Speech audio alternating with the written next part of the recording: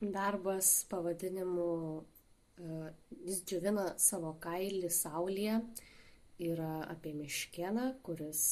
yra ką tik išsimaudęs iš vandens ir saulėje dabar ramiai sau džiovina savo kailį. Ir šiuo darbu aš norėjau parodyti, kad mes žmonės neturėtumėm iš tikrųjų pamatyti to gyvūno pasaulio, kaip jisai ką ten daro, veikia, gyvena, jo, taip sakant, visos buities, nes jeigu yra tas per didelis suartėjimas su žmogumi ir gyvūnu laukiniu, tai manau, kad tai jau yra tam tikra riba ir kad nelabai iš tikrųjų gerai tai yra, taip neturėtų būti. Tai čia jau aš truputėlį savo tą vaizduotę pasitelkiu ir per tokius švelnius, ganėtinai